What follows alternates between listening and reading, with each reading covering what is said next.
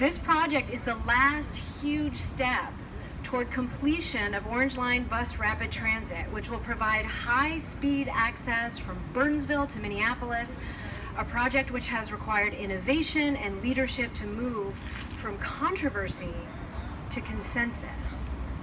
Now, the controversy piece, for decades, 35W was a source of controversy and division. Like I-94 in St. Paul, it was routed through black neighborhoods that lacked the political power to resist at the time.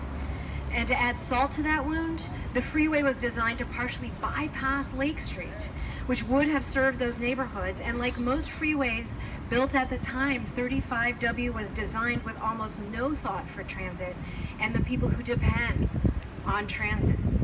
Not having transit service or road access to Lake Street divided local residents from the larger community and from access to jobs. It also denied local businesses access to a larger base of customers. And since many of the residents and business owners were and are people of color, this exacerbated our racial disparities.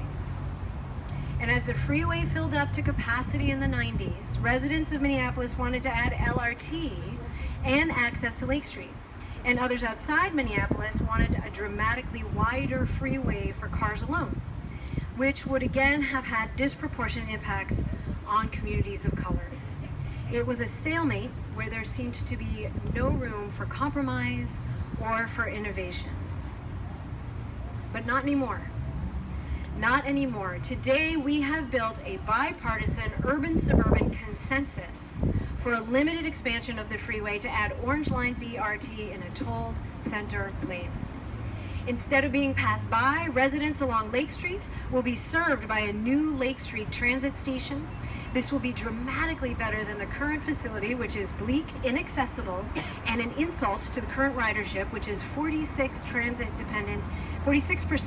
dependent, and 73% minority folks within a 10-minute walk. Just take a look if you haven't already. Innovation was the solution that allowed us to move from controversy to consensus. Orange Line BRT, a $150 million project, will carry 26,400 riders in 2040, making this the best value large transit project in Minnesota.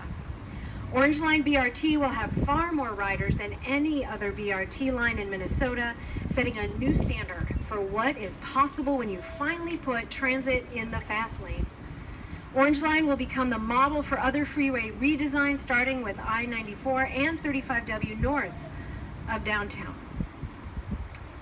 So imagine with me being able to ride a new express bus on 35W running at posted speeds all the way, even at the peak of rush hour, while reading or doing work or listening to music or a podcast on a smartphone.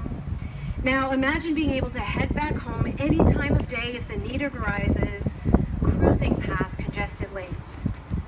That's the vision of real BRT, all-day service, that vision that we've been working toward for many years, a real choice for commuters, not leaving anyone behind.